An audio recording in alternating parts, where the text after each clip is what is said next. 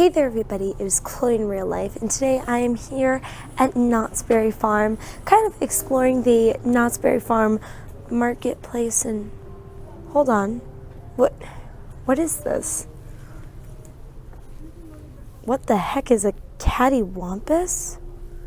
What's a Catawampus? There's more Catawampus related things. What is this? Am I supposed to know about this as a Knott's Berry Farm fan? I don't know what's going on.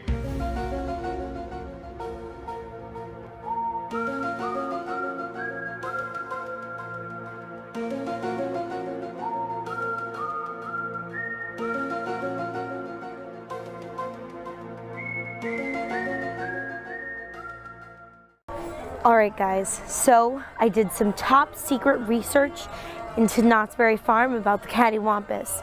I've heard it rumored that the Catawampus has been here for a long time, and they said that it's underneath the windmill at the end of Main Street. So here's the windmill.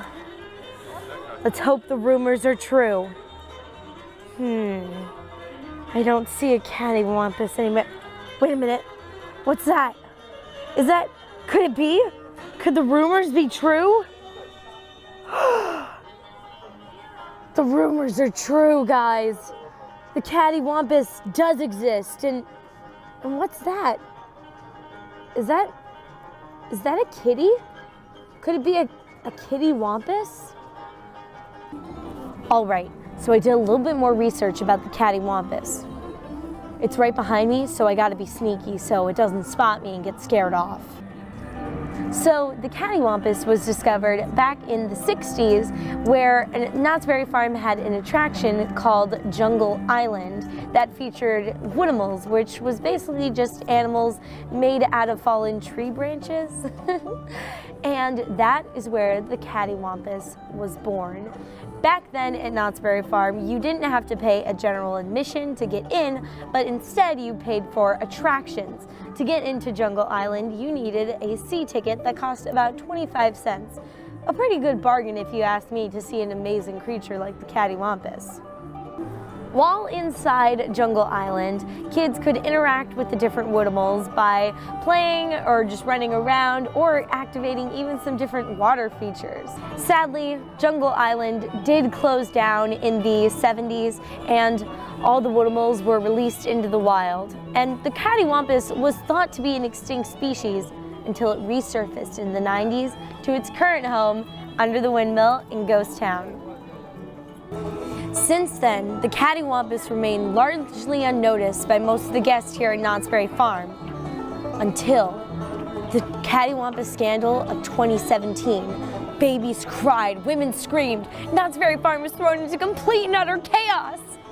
Okay, not really, but people were worried because the Catawampus was missing, and especially when the fence in front of it was broken and scratched, which begs the question, was the Catawampus stolen? Or did it escape? And then during Ghost Town Live, the Catawampus was spotted. Multiple people reported sightings of seeing the Catawampus. They never saw it move, but it would appear in different locations. One day it would be on top of the saloon, and the next week it would be in the Calico Mine Ride. But one thing that all linked their stories together was that the Catawampus definitely seemed smaller. Could this be a new Catawampus? Could it have gone through a transformation? No one knew for sure. And then, on September 4th, 2017, the citizens of Calico fled the streets rejoicing because the Catawampus had returned.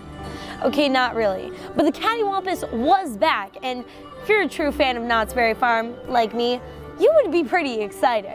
The Catawampus was back, but there were changes. The Catawampus returned sporting some fabulous golden locks, and the smaller Catawampus was with it. People had rumored about it, but it was true. Could this be the Catawampus's offspring? Possibly a Kittywampus? This brings up more questions. Was this the only Catawampus? There's now a child, so there must be another Catawampus. Is it roaming the streets of Calico right under our noses? The world may never know. But the truth is out there, and I want to believe. All right, so I am here with Agent Brad and Agent Miranda from Knott's Berry Farm to give us the inside scoop about the Catawampus investigation. Agent Brad, what can you tell us about the Catawampus scandal of 2017? Well, a lot of people just started to realize the Catawampus was here last year, but actually the Catawampus appeared from a planet or wherever it comes from in the late 1930s. So we've been corralling it here ever since then, and it first broke out of its little pen here last year, and that's when the scandal broke loose. Was the public safe from the Catawampus? 100%. The only thing that we know that the Catawampus eats is fried chicken and boysenberry, so we don't believe that it eats human flesh at all. Okay. Can't confirm it, but we're pretty sure. Okay, all right. And Agent Miranda, have you seen any sightings since then of a third Catawampus? Not currently. Last we saw one was during Ghost Town Alive, and it was popping around. Oh, it's making a little bit of noise back there. Popping around all over Ghost Town. So, was it the same one? Are there multiple? We're not too sure. Who knows, because the Catawampus returned with some very beautiful and fabulous blonde locks. So, do you think that this could mean that there's a different Catawampus, or should the sign be updated from species extinct to species extinct? That's a good question. I mean, there's two in there. Are they really extinct if there's two? It's a good question. Hopefully we'll find out more here at Knott's Berry Farm. So there you have it, the legend of the Catawampus. Some questions have been answered, but other questions still remain.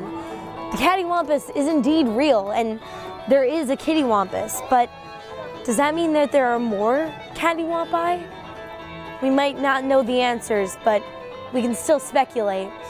Post your theories down below in the comments, and be sure to leave a like and subscribe to know further updates about the K-Files here at Knott's Berry Farm.